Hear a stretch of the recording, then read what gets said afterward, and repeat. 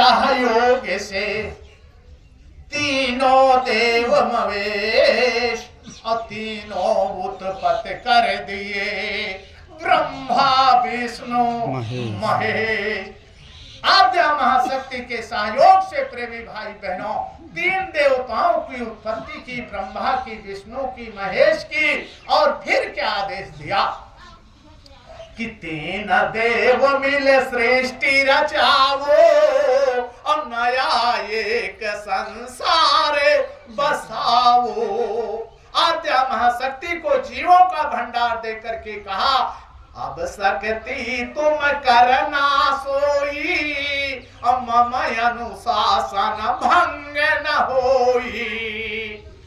मेरा भेद न पावे कोई और मेरे पास न आवे कोई। कहा देखो तुम इनको लेकर के रचना करो और इनको मेरा भेद मत बताना। मैं जा करके अलग रहूंगा और सत्य पुरुष का ध्यान धरूंगा।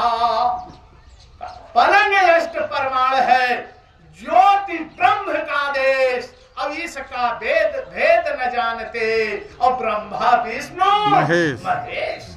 प्रेमी भाई बहनों उनको भी अपने पिता का कोई भान नहीं है कि हमारे पिता कहाँ रहते हैं। हिदायत दे दिया कि ये मेरा भेद न जानने पाए, मेरा भेद न पावे कोई, मेरे पास न आवे कोई।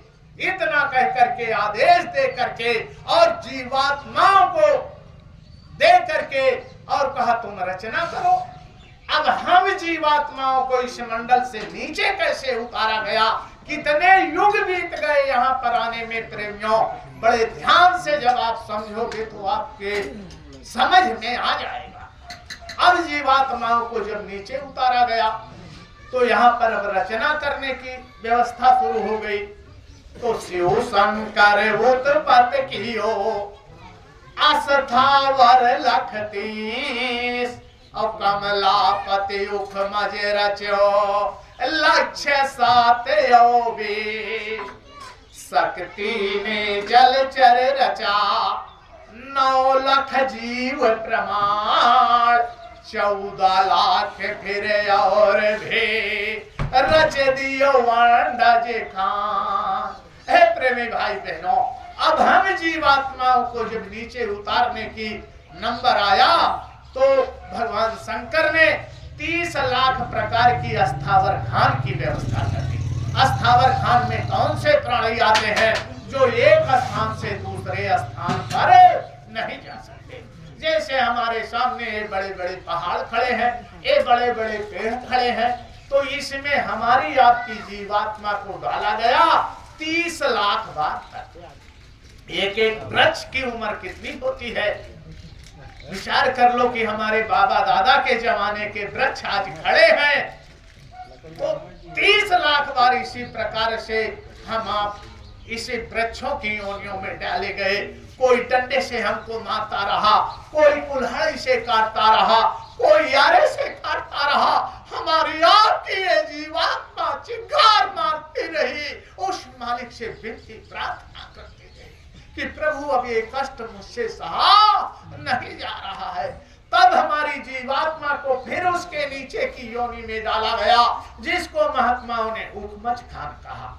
उखमच खान में की रचना भगवान विष्णु ने किया और उसमें कौन से जीव आते हैं जो ऋतु की तब्दीली से पैदा होते हैं, जैसे जुआ, चीलर, खटमल, बर्फाती, कीड़े मकोड़े, ये सब उखमच खान के प्राणी हैं। हम आप सब लोग 27 लाख बार तक इसमें जन्मे मरे।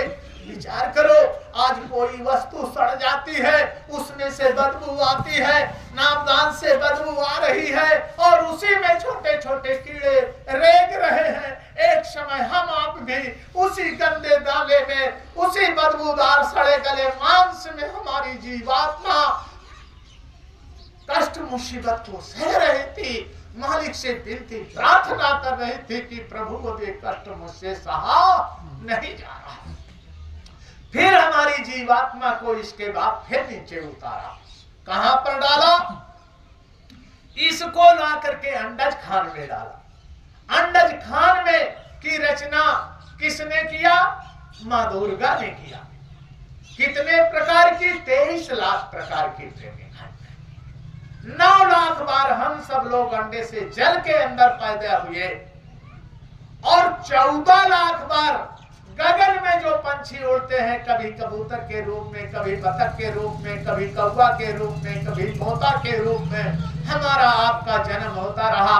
कभी मुर्गी के रूप में कोई आया हमारी गर्दन को मुरह दिया, मच्छर में चले गए, कोई मारा एक झटके में चले गए। ऐसे करके नाना प्रकार के कष्टों को हमारी आपकी ये जीवात्मा सहती रही। तब इसको ला करके फिर पिंडज खान में। अब पिंडज खान में कौन से प्राणी आते हैं? इसकी रचना किसने की? भगवान ब्रह्मा ने। ऐ प्रेमी भाई बहनों, कितने प्रकार की? 4 लाख प्रकार की।